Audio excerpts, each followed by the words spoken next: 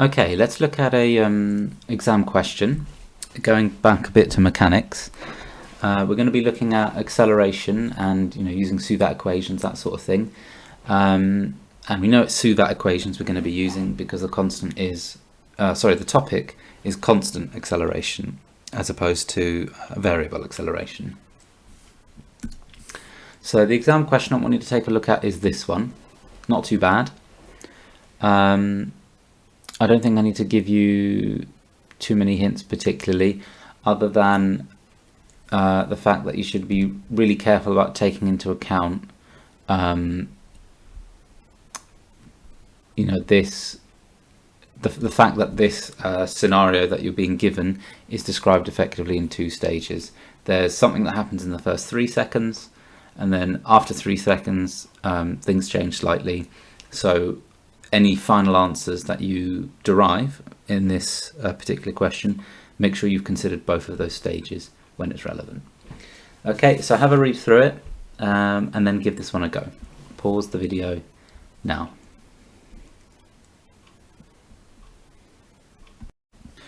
Okay, so first off, finding the value for A, the acceleration. Well, you're told that the initial speed is 0. You're told the distance that it goes is 27. So I'm therefore taking up as positive if I'm referring to the distance up as being a positive number, 27. The time it took was 3 seconds. So the relevant Suvat equation will be S equals ut plus a half at squared, because the fourth variable, which I didn't write, was S, which is what I'm interested in. Oh no, sorry, what am I talking about? I've written that already, haven't I? It's A we're interested in. Okay, so this simplifies to S equals a half at squared because u is 0.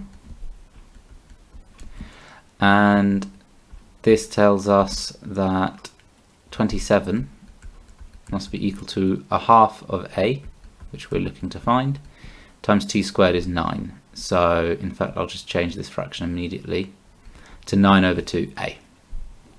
Okay, so then a bit of multiplying around, you get a equals 2 times 27 all over 9.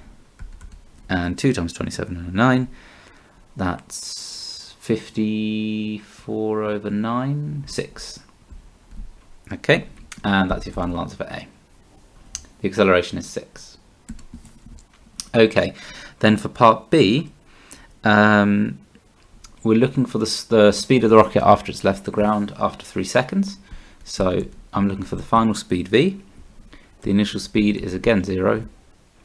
Time is 3. Super easy. Effectively this is v equals u plus at, because from the previous question we also have a equals 6. U is 0, therefore v equals at, and therefore the final velocity is equal to acceleration times time. 6 times 3, that's not 6.3, let me just make it a bit clearer. 6 times 3, 18, and that's the velocity. Okay, makes sense, right? If the acceleration is 6, the acceleration describes the rate of change of velocity. So after 3 seconds, if it increases speed by 6 meters a second every second, which is what acceleration of 6 means, after 3 seconds you'll be 18. All right, if you started at 0. Cool. So that's part B, probably the easiest one. Okay, and then part C. After 3 seconds, the rocket burns out, and the motion of the rocket is now modelled as a particle moving freely under gravity. Find the height of the rocket above the ground 5 seconds after it has left the ground. Just to make it clear what's going on here in terms of the motion, so this rocket is going sort of straight up and then back down again, okay, technically in a vertical line. It goes up for the first 3 seconds, okay, so let's say this is t equals 0, and at this stage we're at t equals 3. Now it's got the, this rocket, it's got this thruster expelling mass, that's what's causing it to go up. But then at t equals 3 at this point, it stops thrusting effectively. So it's not shooting any force out of its back end anymore, but it is still going up, right? It has some speed at this point here. It has a vertical speed going upwards. And just because it's not thrusting anymore doesn't mean it doesn't stop going up for a little bit. Okay, so just make sure you keep it in your mind's eye that at t equals 3, it's still going to go up a little bit. And then after some amount of time, don't know how long, it will then eventually come straight back down. Okay, so don't think of the fact that, you know, because it stops thrusting at t equals 3, that it immediately comes straight back down. It takes time for gravity to take over and play its role. Okay, so let me just get rid of that. So at t equals 3, the rocket has burnt out, and we want to find this height of the rocket above the ground 5 seconds after it's left. So let's just think of this in the 2 stages. So stage 1, 3 seconds. How far did it go? Well, we already know from actually the whole setup of the question that after the first 3 seconds, it's gone 27 meters. Okay, so then stage 2, okay, and at this point, you know, rocket burns out. Now this stage 2 is what happens after those 3 seconds. Okay, so what we're going to do is we're going to say, how far does it go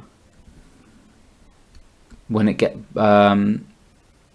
how far does it move in order for it to, within the scenario of reaching t equals 5? Okay, so for when time is 5, how many seconds have passed within stage 2?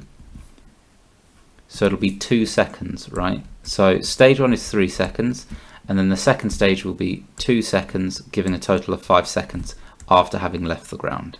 Okay, so in this case, we're going to say t equals 2. Okay, in our Suvat equation, remember the t in the Suvat equation is time elapsed, you know, how much time has taken place. So it's been 2 seconds of stage 2. Within stage 2, what was the initial speed?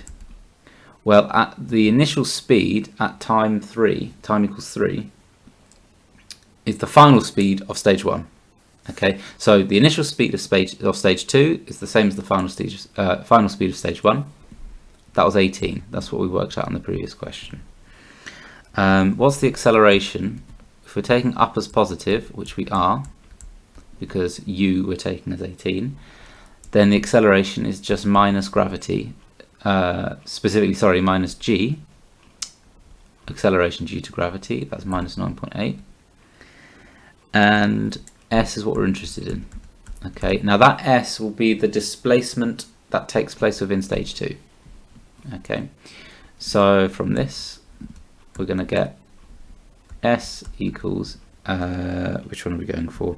Ut plus a half at squared. That will then be s equals u times t is 36. A half of a is minus 4.9, and t squared is 4. So that's 36 minus 19.6, and that's equal to 16.4. Okay, so stage 1 was 27 meters, and then stage 2 was a further 16.4 meters. Okay, now these are displacements. Remember, this was a positive 27 meters upwards, and this is also a positive number, so it went up a further 16.4 meters, or at least that is the overall displacement, and that will then give us a total height above the ground, which is what we're looking for. Okay, this height above the ground will be equal to 27 plus 16.4, and that gives us 43 point. Oh, sorry, computer crashed there for a second. What was it? 27 plus 16.4, and to just finish off that sentence that I was saying, 43.4 meters. And you're done. That's the answer to C.